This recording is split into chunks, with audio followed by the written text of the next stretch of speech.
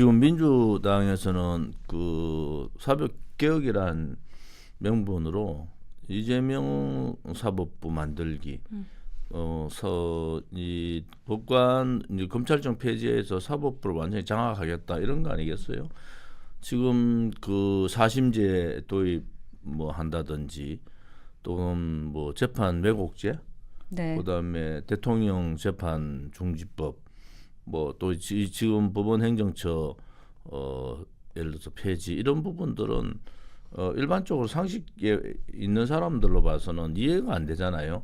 모든 것이 이재명 재판, 이재명 한 사람 살리기 위해서 모든 민주당의 국회의원들이 나서서 저래 한다는 그 자체도 좀 수치스럽고, 또 검찰도 검찰청 폐지되고 난 다음에 뭐 3대 특검에 나가 있는 검사들도 아마 자기 그 집이 불탔는 상황에서 저렇게 한다는 게 좀 곤혹스러울 거예요. 그런데 재판부도 마찬가지입니다. 판사들도 그냥 그렇게 넘어가면은 민주당은 상식적으로 할 수 없는 일까지 다 하니까, 생각할 수 없는 일들을 다 TF를 만들어서 자기들 명분을 세우기 위해서 하는데, 법관들의 나름대로의 이 결단이 좀 필요하다.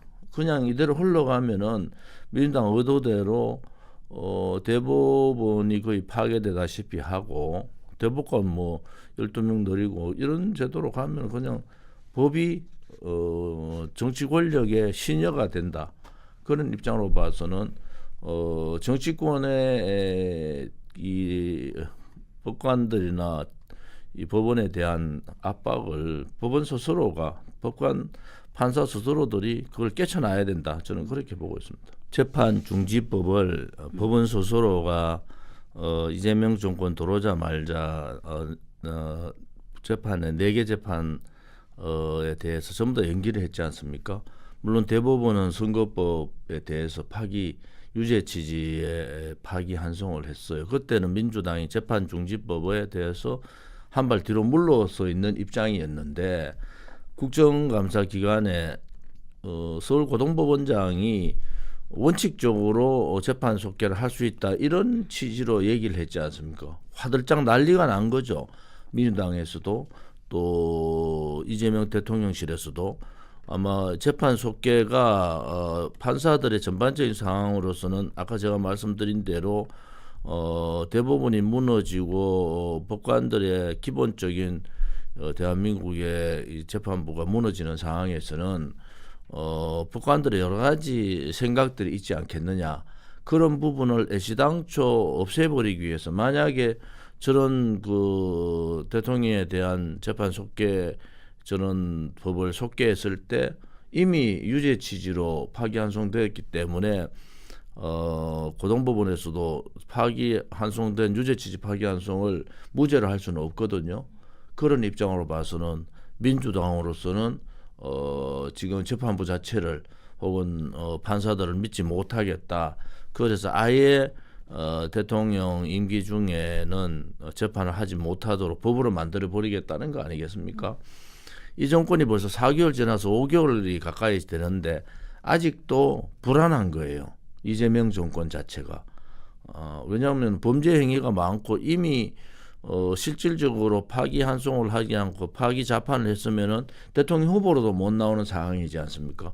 그런 부분에 대한 트라우마들이 있고, 또 그렇게 될 가능성도 있다고 이제 민주당 쪽에서는 보는 것 같아요. 그러니까 폐기 가까이 생각하지 않았던 재판 그 금지법을 만든다는 것은 그만큼 민주당이나 대통령실의 속내가 좀 복잡하다, 이렇게 좀 볼 수가 있습니다. 네. 이재명 대통령의 재판이 다시 진행될 가능성 어떻게 보십니까? 거의 없죠. 그 정도로 뭐 검찰들이 자기들이 권력 있을 때 그렇게 칼을 휘둘던 검찰들이 정치의 힘에 의해서 그냥 검찰청이 폐지돼도 아무 소리 못 하고 있는 검찰들이나 이게 재판 중지법 자체를 하지도 않았는데 재판을 전체 다를 연기했는 재판부가 이것을 자기들이 그 피해를 감수하면서 엄청난 압박을 감수하면서 재판을 재개한다. 거의 불가능합니다. 그래도 민주당은 불안한 거예요. 그래도 그런데 그러한 재판부가 그러한 양심적인 판사들이 좀 대한민국이 더 있었으면 좋겠다. 지금 여러분들 판사들이 이대로 그냥 민주당이나 대통령실 의도대로 딸려가면은 대한민국 재판부의 치욕의 날이 얼마 남지 않았다. 저는 그렇게 보고요. 대법원을 파괴하고 대법원 숫자를 늘리고 또 그런 상황 지금 얘기했는 여러 가지 사법 개혁이라는 명분으로 사법부 장악이 되면은 그냥 독재로 가는 겁니다. 그게 독재를 했던 많은 나라들의 사례에서 보면은 그렇게 대법원 파괴를 하고 사법부 장악이 독재의 마지막 단계거든요. 근데 이것을 뭐 5개월 동안에 여러 가지 사항들을 입법 장악, 사법부 장악, 행정부 장악, 언론 방송 장악 이렇게 해나간다는 것은 독재의 길로 가겠다 하는 그런 의혹이 있는 거잖아요. 실질적으로 의혹이 아니고 실질적으로 그래 가고 있습니다. 지금 민주당의 몇몇 의원들의 행동이나 이런 거 보면은 군사 정권의 점령군보다도 더 심한 행동들을 하잖아요. 그런 부분에 있어서는 국민의 감정선을 너무 많이 넘고 있다. 그런데 국민들께서 이런 부분들을 어떻게 판단할 것인가라는 부분에 대해서도 야당인 국민의힘이 좀 더 적극적인 저항을 하고 국민들을 설득해 나가는 그러한 과정들이 좀 필요하겠다 이런 말씀을 드리겠습니다. 저는 뭐 최민희 의원 자체가 너무 이해를 할 수 없다. 그런데 좌파들 민주당에서 이제 최민희 의원을 대강 정리하려고 하는 그런 낌새들이 보여요. 그런데 최민희 의원이 뭐 노무현 대통령까지 이제 소환하면서 자기가 억울하게 가짜 뉴스에 당하고 있다 이런 식의 행태를 지금 취하고 있잖아요. 그리고 국정감사 기간에 결혼식을 하는 자체가 잘못됐고 또 그러고 그런 부분에 있어서 지적을 하면은 그 지적에 솔직하게 사과를 하면 되는 거예요. 그런데 뭐 양자 역학 공부한다고 결혼식을 몰랐다든지 또 축의금을 공개적으로 보이는 장소에서 축의금을 다시 돌려주는 축의금 낸 사람들도 죄가 있잖아요. 뇌물을 준 거잖아요. 100만 원 이상의 축의금을 냈으면 그 뇌물이잖아요. 어떻게 정상적인 축의금이 되겠습니까? 그것도 감사 기간에서 그렇게 돈을 냈다. 그러면은 일반적으로 우리가 보통 축의금 하면은 그렇게 한도가 있지 않습니까? 근데 100만 원의 축의금을 낼 경우에는 가족 친지들이나 그렇게 내지 일반적으로 내지 않지 않습니까? 뇌물의 성격이 굉장히 짙은 게 사실이에요. 그런데 또 한 가지 다른 면으로 보면은 최민희 의원의 용도가 이제 폐기됐다 이래 저는 봐요. 좌파들로 봐서는 민주당도 그렇고 이제 뭐 방통 3법 통과시키고 최민희 의원의 활용성은 그거예요. 방송 3법을 통과시키고 이준석을 사퇴시키는 거 이제 그거는 다 끝이 났잖아요. 그래서 최민희 위원장이 방통위에서 할 일이 뭐가 있는가 별로 없다고 보여요. 그런데 계속 구설은 오르고 국민들로부터 정말 그 지금까지 상임위원장 중 최악의 상임위원장 국민들의 화를 돋구는 최민희 그다음에 정청래 서영교 그다음에 추미애 뭐 이런 사람들이 있잖아요. 그 4~5인방이 있는데 그중에 최민희 의원에 대한 부분들은 대통령실도 그렇고 민주당도 저 사람이 이제는 뭐 자기 할 일 다 끝난 거 아닌가? 라는 그런 뉘앙스가 좀 있어요. 그래 따지면은 최민희 의원이 사퇴하는 게 맞을까요? 그냥 놔두고 계속 사고 치도록 놔두는 게 맞다. 저는 그래 봐요. 그게 사실은 최민희 의원이 기본적으로 국민들 상식선에는 사퇴하는 게 맞고 국민의힘이 사퇴하라고 얘기하는 것도 맞지만 좀 더 한 발 더 나가면은 계속 차고 사고 치도록 그냥 놔두는 것도 방법이다 이래 봅니다. 최민희 위원처럼 이해충돌 측 축의금을 골라내지도 못했고 돌려줄 용기는 엄두조차 내지 못했다 이렇게 말을 했습니다. 이 발언에 대해서는 어떻게 보십니까? 대변인 제가 잘 아는데 네. 사람이 너무 많이 변했어요. 그것은 박수현 대변인이 부끄러울 할 게 아니고 최민희 과방위원장이 그것을 다 보이는 자리에서 그래 한다는 것은 축의금을 낸 사람까지 지금 뇌물죄로 들어가게 됐잖아요. 뇌물죄는 쌍방이 다 걸리지 않습니까? 돌려줘도 걸릴 뿐만 아니라 준 사람은 더 걸리지 않습니까? 그거를 공개적으로 얘기한다는 그 자체가 그게 너무 박수현 대변인도 약간 정신이 같이 좀 이상해지나? 그래서 약간 너무 실망스러워요. 박수현 대변인은 나름대로 대통령실에도 있었고 나름대로 좀 판단력이 있는 사람을 봤는데 그러니까 뭐 자기 편이니까 그냥 이뻐 보이는지 몰라도 최민희 의원의 한 가지 행동은 어떠한 행동을 해도 국민의 눈밖에 이미 나버렸어요. 그래서 아무리 그렇게 옹호를 해주려 해도 최민희 의원에 대한 옹호는 오히려 박수현 대변인의 인격까지도 떨어지는 그러한 상황이기 때문에 더 이상 최민희 위원장에 대한 그러한 방어는 안 하는 게 좋겠다. 민주당도 아마 그런 구도로 대강 갈 것 같아요. 이제 아까 말씀드린 대로 용도 폐기 이제는 활용할 게 별로 없다. 최민희 위원장이 방송 3법 통과시키고 이진숙 위원장 사퇴시키고 그 정도다. 뭐 이렇게 정리하는 게 좋을 것 같아요. 민주당이 아마 조만간에 그렇게 갈 겁니다. 네, 지금 뭐 국민의힘에서는 뇌물죄로 고발했는데 이거에 대한 뭐 처벌이나 이제 뭐 뇌물죄 이제 수사해야죠. 그게 이제 공개적으로 벌써 화면에 나온 데만 꽤 되잖아요. 그러면 이제 본인이 내지 않으면 그걸 축의금을 누가 줬는지 어떻게 알아요? 그런데 본인이 이제 그걸 내놨단 말이에요. 그러니까 축의금을 준 사람들 또 그 사람들의 이름들이 이제 수사를 통해서 이제 소위 국정감사 대상되는 그러한 기관들에 대한 축의금 부분이라든지 개인이라도 그런 기관에 소속된 사람들이 이제 나올 거 아닙니까? 수사를 통하지 않으면 밝힐 수가 없죠. 화면에 나타난 사람들 말고는 그런 부분에 있어서는 최민희 의원이 물귀신 작전으로 그냥 선의로 혹은 압박에 의해서 축의금을 낸 사람조차도 다 끌고 가는 거 아니겠어요? 그래서 저는 뭐 철저하게 이번을 통해서 수사를 통해 가지고 앞으로 이런 국민 눈높이가 아니고 국민이 짜증스러운 그러한 행태들은 이제 자기 자신을 국회의원 정도 됐으면요.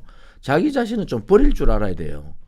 아직도 자기 이익 챙기고 부동산 문제도 그렇고 뭐 결혼식 문제도 그렇고 모든 걸 자기 중심주기로 자기 가족이나 자기 이익을 중심으로 할 것도 국회의원 뭐하러 합니까? 그래서 저는 과방위원장 사태뿐만이 아니고 의원직 사태까지도 고려할 필요가 있다 이렇게 봅니다. 네. 이미 국민의힘이나 더불어민주당 혹은 뭐 지금 국회의원들의 윤리 수준은 국민들이 가장 신뢰하지 않는 기관 중 하나가 국회고 국회의원들 아닙니까? 국회의장부터 최신이 없어요. 그리고 각 국회의원들이 나름대로 내가 국민의 뜻을 받들어서 국회의원이 됐으면은 정말 그 국회의원 재임 주간에는 국민을 위하고 오로지 대한민국만을 위해서 해야 되는데 내 편은 무슨 짓을 해도 다 용서가 되고 남은 조금이라도 문제가 있으면은 벌떼들 같이 모여가지고 공격하는 그런 행태가 되지 않습니까? 또 국민의힘은 조금 문제가 있으면은 국민의힘 스스로가 조금 보호해주는 그런 상황이 없어요. 무조건 자르고 보잖아요. 그렇게 국민의힘에서도 그런 경향들이 되게 있었어요. 그 사람이 나중에 무죄를 받아도 이 사람은 치명적으로 문제가 될 수 있지 않습니까? 그런 상황으로 봐서는 국민의 상식에 맞는 정치 그게 그렇게 어려웠질 않거든요. 그런데 말과 머리와 가슴이 분리된 그러한 정치를 하기 때문에 그렇습니다. 국회의원이라는 게 4년에 300명이고 하나의 입법기관이 독립적 입법기관이 되지 않습니까? 그런 부분에 있어서는 지금이라도 국회의원 하는 분들은 사심을 내려놓자. 그리고 공과 사 구분을 제대로 하고 또 국회의원으로서 해야 될 일이 되게 많잖아요. 공부도 좀 많이 해야 되고 네 편 내 편 가리지 말고 잘못된 부분에 대해서는 엄중한 잣대를 대고 또 그 사람이 억울한 부분에 있어서는 여야를 막론하고 또 그런 부분에 대해서는 또 서로 간에 좋은 의견들을 제시하는 그런 형태가 돼야 되는데 이게 언젠가부터 여야의 대화가 없어졌어요. 협치라는 건 아예 없어졌지 않습니까? 제가 20대, 18, 19, 20대 국회의원 할 때도 나름대로 협치라는 부분을 굉장히 많이 했거든요. 제가 공무원 연금 개혁할 때 야당 좌파 시민단체, 우파 시민단체 전체가 다 공통적으로 노력을 해서 만들어낸 사회적 대타협을 통해서 했잖아요. 그러한 부분들이 완전히 소멸됐다. 이것은 잘못된 탄핵, 그러니까 박근혜 대통령에 대한 탄핵부터 그에 따르는 배신, 또 한 번의 탄핵, 또 배신, 이러한 불신의 정치가 이러한 상황들을 많이 만들어가고 있다. 이렇게 보고 있습니다.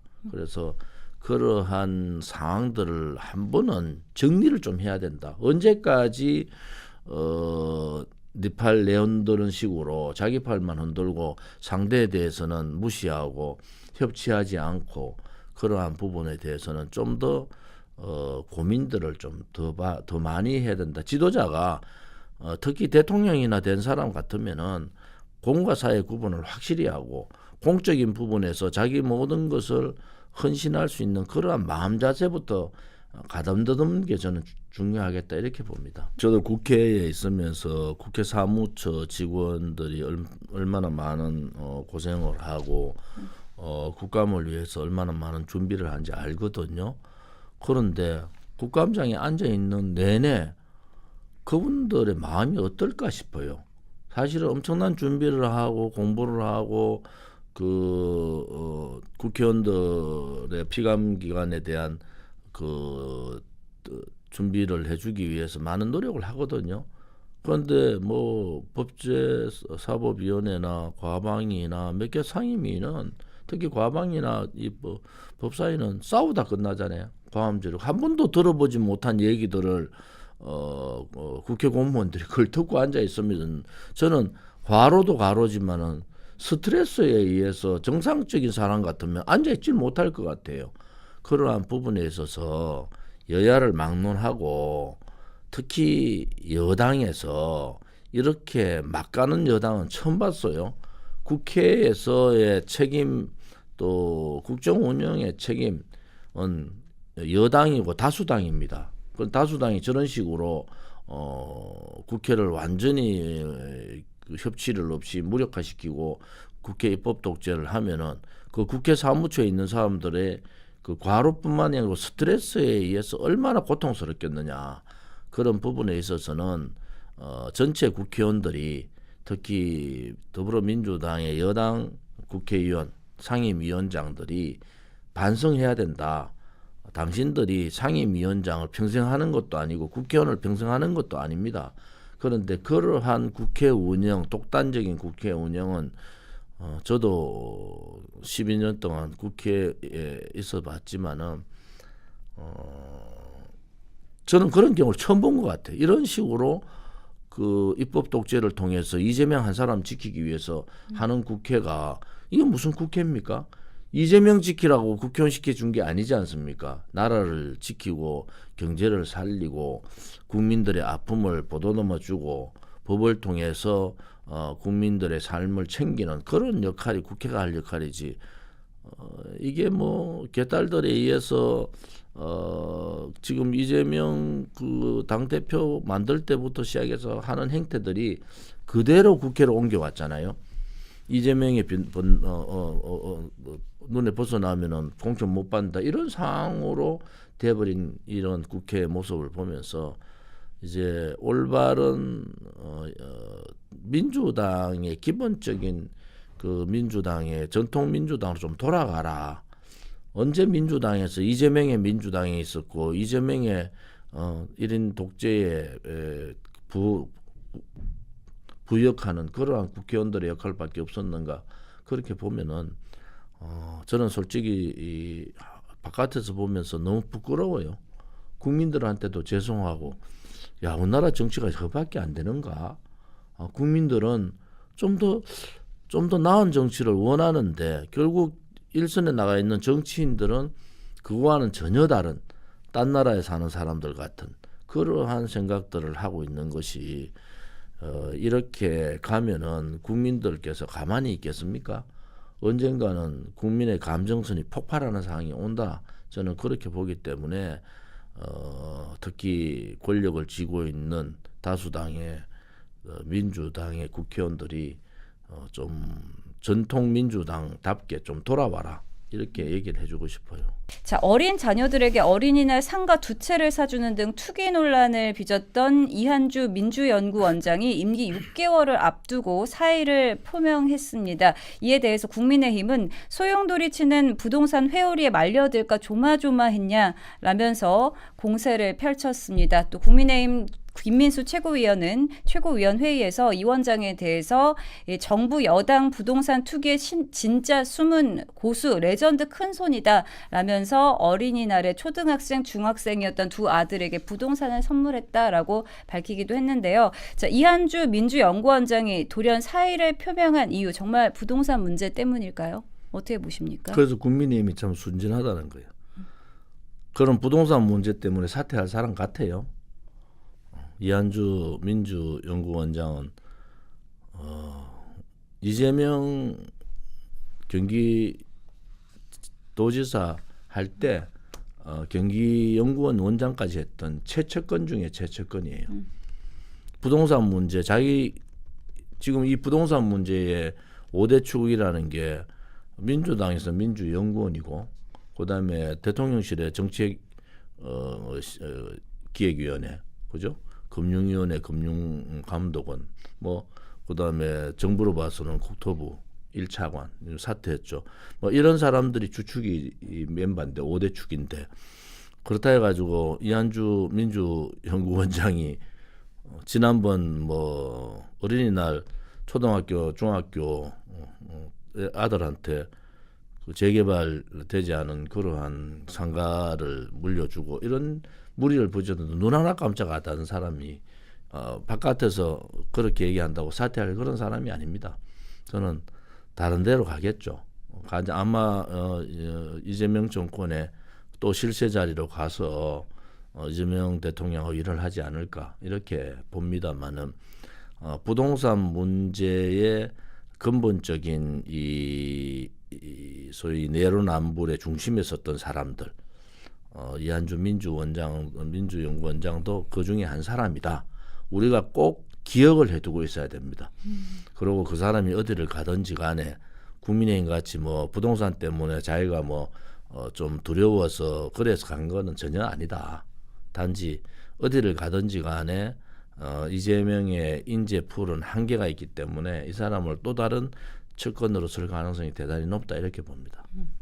네, 그리고 또 이억원 금융위원장, 이찬진 금융감독원장도 논란이 되고 있는데요. 이 위원장은 갭투자 논란이 일자 평생 1가구 1주택으로 살아왔고 앞으로도 그럴 것이다 라고 밝혔고요. 또 이찬진 원장은 보유한 강남 아파트 2채 중 1채를 자녀에게 증여하지 않고 매각하겠다라고 수습을 했습니다. 이 모습은 또 어떻게 보셨나요? 이억원 원장은 본인이 평생 한 가구 1가구 1주택을 살았다 얘기하지만은 일반 사람들이 아파트 재개발하기 전에 딱지 사가지고 그거 가지고 돈을 남기는 사람이 있습니까? 저는 상식적으로 딱지 거래를 해서 그 딱지를 팔아가지고 돈을 남긴다. 실거주하지 않고 두 번에 그것도 한 번도 아니고 2005년, 2013년 두 번에 걸쳐서 아파트 재개발 딱지를 사가지고 이익을 남겼는데 그래도 나는 1가구 1주택 살았으니까 괜찮지 않느냐. 별 회계망측한 일들을 보는 거예요. 일반 국민들 보고 재개발 지금 공직자가 그것도 금융계통의 최고의 수장이라는 사람이 딱지를 2번 사서 재개발 딱지를 2번 사서 이익을 남겼다. 그래 얘기하면 뭐라 그러겠습니까? 그런데 한 가구 뭐 딱지 사가지고 기간에 외국에 있다 보니까 뭐 한 가구 한 1주택이 있었다 이렇게 얘기를 하지만 맞지 않습니다.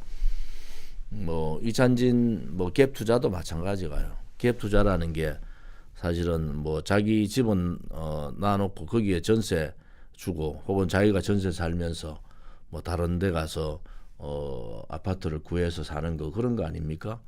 뭐 올바르지 않습니다. 그리고 또 뭐 아들한테 집 두 채 중에 한 채 아들한테 주겠다는데 그것도 난리 나니까 이제 매도하겠다고 내놨다 하는데 변명하지 말고 그냥 공직자를 사퇴해라. 그 전에 그런 사례가 있었잖아요. 집 팔으러 갔더니 아니 나 집 못 팔겠다고 사퇴한 사람이 있습니다. 네. 막 오히려 그것이 더 양심적인 거 아니냐. 나는 뭐 공직보다 뭐 그냥 집 챙겨서 돈이나 챙기겠다.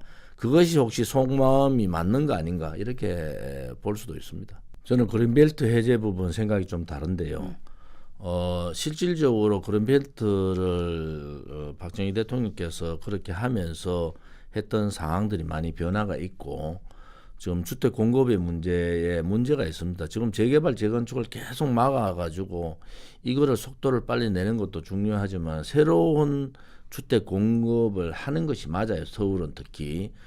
그래서 새로운 주택 공급을 통해서 아파트 값을 좀 진정시키는 그러한 필요성이 있는데 그렇게 하기 위해서 그린벨트 해제 부분을 하되 실질적으로 투기성이 있는 그러한 아파트 공급보다는 청년이나 첫 주거 또 소위 어려운 분들에 대한 그러한 아파트 분양 쪽으로 하면은 그린벨트 해제에 효과가 있다 이렇게 보고요. 뭐 지방 같은 경우는 100만 평인데 뭐 지방은 특별하게 뭐 그린벨트를 해제해 가지고 공급을 늘려야 되고 이런 지역이 경기도 서울 인근 지역 말고는 거의 뭐 없다고 보고요. 근데 수도권만 지금 30만 제곱미터잖아요. 그런 부분에 있어서는 제대로 활용을 하면 되는데 이것이 오히려 기본적인 자유시장 경제 또는 지방의 소위 권한을 더 뺏어가는 상황 이런 식으로 가는 것은 저는 아니라고 봐요. 그런 부분에 있어서는 굉장히 좀 우려스러우면서도 한편으로 봐서는 신속한 주택 공급을 위해서 순수하게 한다 그러면은 그 부분에 있어서는 저는 별 그 이의가 없다 이래 봐요. 진짜 공급을 위해서라면 예. 말이죠. 그렇죠? 그리고 또 하나는 요즘 뭐 에이펙이 이제 곧 되고 그 에이펙에 이제 트럼프 대통령 뭐 일본 새로운 신임 수상도 그렇고 또 시진핑도 오고 뭐 이리 오는데 제가 요즘 굉장히 우려스러운 것이 트럼프발 핵보유국 북한 핵보유국 인정이라는 이 부분이 굉장히 정말 지난번 이 자리에서 한번 얘기한 것 같은데 굉장히 우려스러워요. 그러면서 유성락 그 안보실장은 뭐 핵폐기물에 대한 처리 문제라든지 이런 얘기를 하거든요. 그런데 우리 국민들이 해주셔야 됩니다. 만약에요 이재명 정권에서 비핵화 CVID라는 비핵화 부분을 이 아니고 트럼프 대통령하고 트럼프 대통령은 북한의 과의 김정은에 대한 구애하다시피 지금 만나고 싶다고 얘기하잖아요.